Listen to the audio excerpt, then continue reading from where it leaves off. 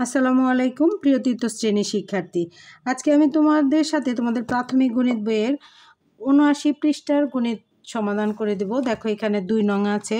ত্রিশাদের বিদ্যালয়ের অনুষ্ঠানে ২০ জন অতিথির প্রত্যেককে একটি করে কলম দেওয়া হবে। তৃষা ১২০ টাকা খরচ করে ২০টি কলম আনলো। শিক্ষক পরে তাকে আরও ৫টি কলম কিনতে বললেন। তাহলে আরও কত টাকা লাগবে?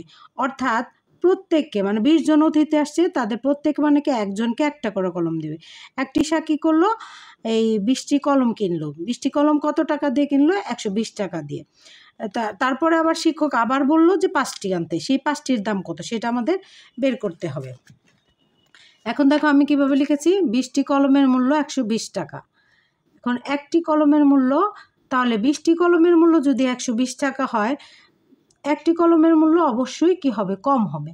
কম হলে আমাদের কি করতে হবে? ভাগ করতে হবে। তাহলে ১২০ ভাগ এই যে এখানে যে থাকবে, প্রথমে লিখেছি ২০, এই ২০ দিয়ে আমি ভাগ করব। ভাগ করলে দেখো এখানে হচ্ছে ২০ হচ্ছে ভাজক আর ১২০ হচ্ছে ভাজ্য। তাহলে আমি এই যে দেখো ১, ২ এখানে আছে ২০, ১, ২, ১২, দুইটা সংখ্যা নিলে ১২, তাহলে তো ২০-এর চেয়ে ১২ ছোটো। এখন এই জন্য আমার ৩টা সংখ্যার মধ্যে ভাগ করতে হবে ১২০। তাহলে আমি এই ২০ কতবার যাবে? এখন আমি আমারই হচ্ছে যে এই ১২ মিলাবো ২-এর নামতা বলে। ২ একে ২, ২ দুগুণে ৪, ৩ দুগুণে ৬, ৪ দুগুণে ৮, ৫ দুগুণে ১০, ৬ দুগুণে ১২। তাহলে ৬ দিয়ে যদি আমি এটাকে গুণ করি, দেখো এই যে এখানে ২০কে আমি ৬ দিয়ে গুনলে ৬ শূন্য শূন্য, তারপর ৬ দুগুণে ১২, ১২০ হয়। তাহলে ৬ দিয়ে দিলে ১২০ হয়ে গেল। তাহলে এই ১২০ থেকে ২০ বাদ দিলে কিছুই না। তাহলে এখানে কত হবে? ৬ হবে।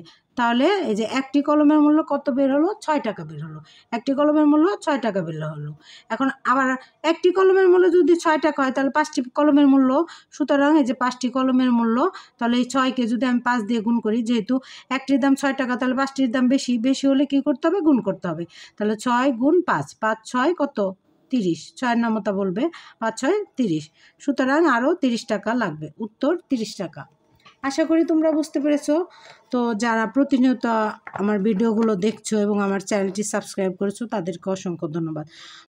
আর যারা আমার পেজ থেকে দেখছো এবং আমার পেজটি ফলো দিয়ে রেখেছো, তাদেরকে অসংখ্য ধন্যবাদ। তবে তোমাদের যদি এই ভিডিওটি ভালো লাগে, তাহলে অবশ্যই লাইক কমেন্ট করবে। লাইক কমেন্ট করে পাশে থাকবে।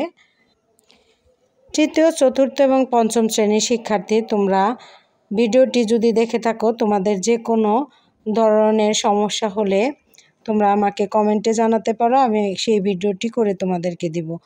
তো তোমরা যদি কমেন্টে লিখে জানাও, তাহলে অবশ্যই তোমরা সেই ভিডিওটি পেয়ে যাবে। তো ভালো থাকবে সবাই। আল্লাহ হাফেজ।